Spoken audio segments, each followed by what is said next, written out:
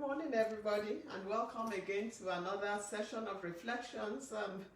We've been having quite a time with wounds. We started, we've done a few topics on wounds. We've had,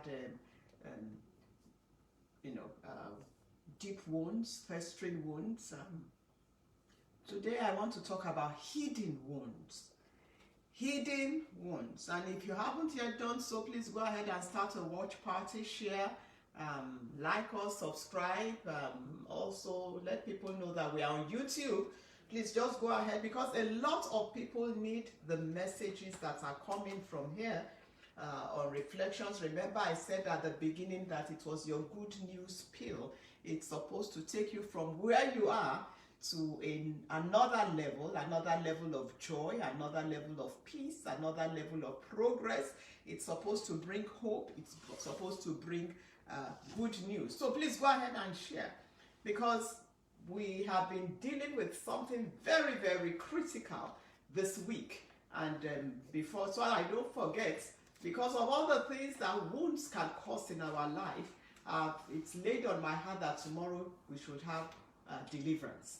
So tomorrow I will be leading us in prayers of deliverance, because every one of us has had one heart wound or the other. Everybody. And wounds are painful.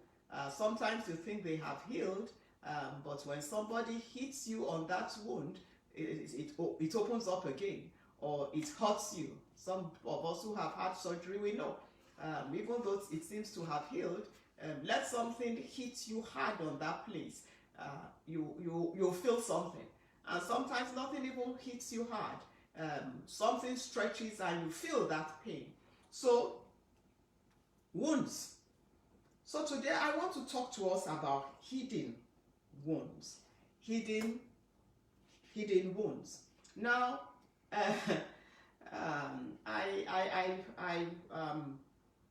I came across an interesting story during the week. It was of a man, a black young man.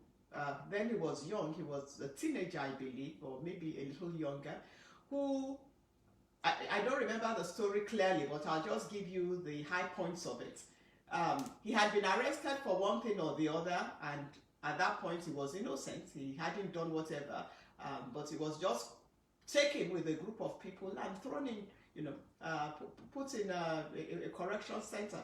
Little young boy at that time. Of course, by the time so in the place he was angry, because he already had a wound. That was the heart wound right there. And it's all part of the issue of the racial discrimination that is now coming out. By the time he was released from that place, he was already criminalized, because there were so many anger issues. One thing led to the other. He got into real crime now, got into company, they were robbing banks, and then he was thrown in jail. He was in and out of jail a few times, but then he was finally put in jail for a long time. And other things also happened in jail. Jail is not a pleasant place to be. I mean, other prisoners get on their co-prisoners, and things happen. And he was just angry because the justice system had been unfair to him. Cut long story short, he decided he was going to escape, which he did. He escaped, moved to New York. Some of you might have come across the story, so I might not really be getting it, but I'm just trying to summarize and the high points. Moved to New York, got a new identity, started life all over again, decided he was going to lead a straight life going forward, and then got married. And everything was good. Had children, had a lovely wife, started a nice family, and they lived like that for over 30 years or 40 years, something like that. And one morning the FBI knocks on the door, because of course he was an escaped convict. Well, thank God, at least that story ended happily, because he did go back to jail, but his wife decided to stand by him. All this time the wife did not know. She did not know the man that she had married, because she was young, innocent. She didn't know anything about his past. He never told her. So that's a wound right there for the wife as well, 40 years down the line. But, well, thank God for his mercies, because, they took him back to jail, but he was able to get out. The wife fought for him, and he was able to get out, and somehow the marriage still survived. And so that ended happily. Most stories like that do not end happily. But today I'm talking to us about hidden wounds. These are wounds that are unseen, unspoken, unknown, but they are present. It's only the person who has been wounded that knows they have been wounded. They are unseen. They are unspoken because nobody else that will speak about it, knows. They are unknown by other people, but they are very, very much present. Do you know that one of the things that kill people who have had accidents, or, when they have the accident, they get out and everything looks good, and this person, they are walking, they are talking, and then for no reason at all, a day or two, or a few hours or weeks later, they just die. And people say, what happened? And then we find that there was an internal wound, a hidden wound. They were bleeding inside and nobody knew. So it's possible to have a hidden wound that you are hemorrhaging from on the inside, and there's no telltale sign on the outside. What can some of these wounds be? This morning I just had a very strong impression on me. And I'm just going to say it the way it is, because I know somebody will hear this, that this actually affects. There are some hidden wounds, people who have heard things that they dare not share with other people. They just stumbled on the information. People who have seen things they dare not share with other people. They just stumbled on it. And it's a wound inside of them. I'll give you a few examples. And now, because I know I'm talking to somebody, I know, I am convinced that this morning I'm talking to somebody.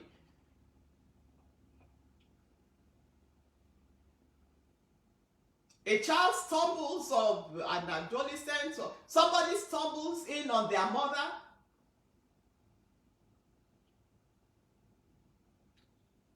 or their father, having a physical relationship with somebody that they are not married to, or they are not supposed to be having a relationship with.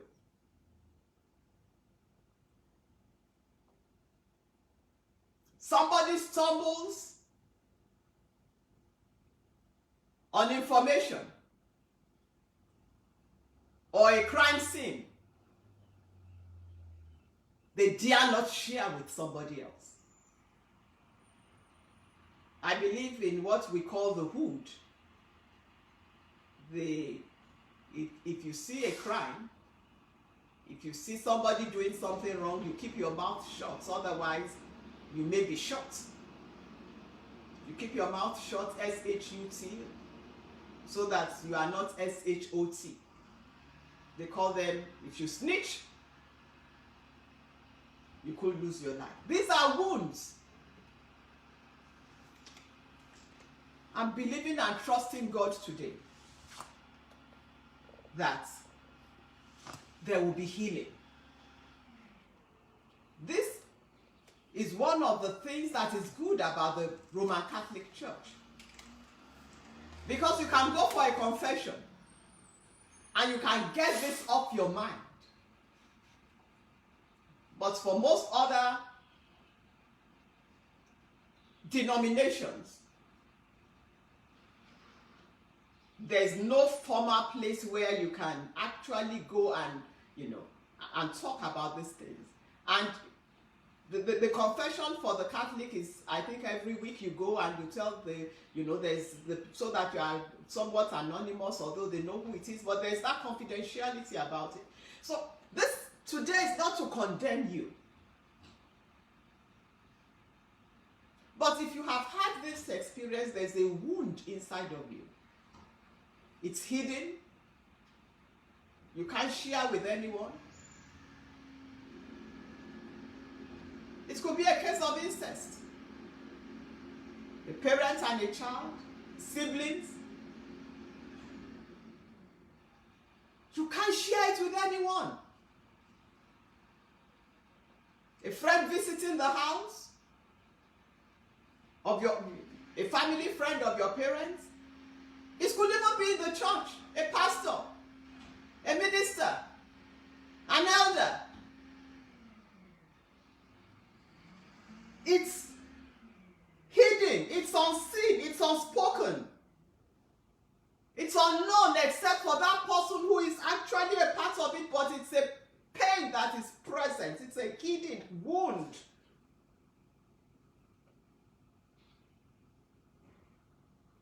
Psalm 23 verse 4. When I go through the valley of the shadow of death, the translation says, when I go through the deepest darkness, you are with me.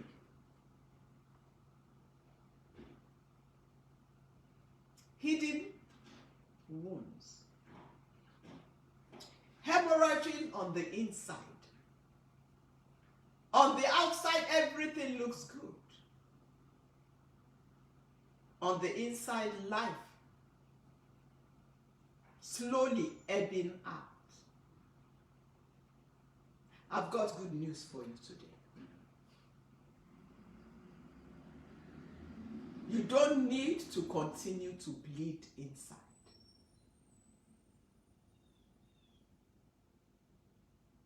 The Lord is with you. The Lord is wiping your tears right now. The Lord is healing your heart right now.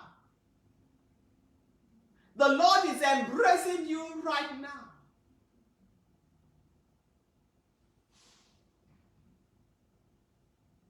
It's going to be all right. And if you are the cause of that pain, if you are the one who inflicted that pain on somebody else, that also needs to be dealt with. You must seek forgiveness.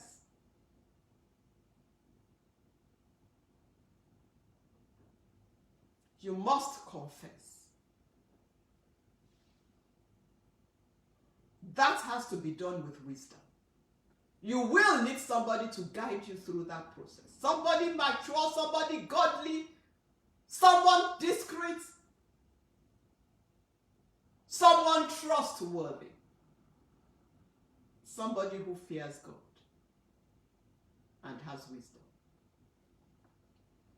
Tomorrow, by God's grace, whether it's a hidden wound, whether it's a deep wound, whether it's a festering wound, every wound of the heart, tomorrow is Deliverance Day. God is going to visit us. But even today, as you hear me, deliverance is taking place for you right now. He's with you, bringing healing, rising with healing on you in his wings. Good morning. It's been your good news pill and your hope pill this morning. Fumi Obilano. Reflections.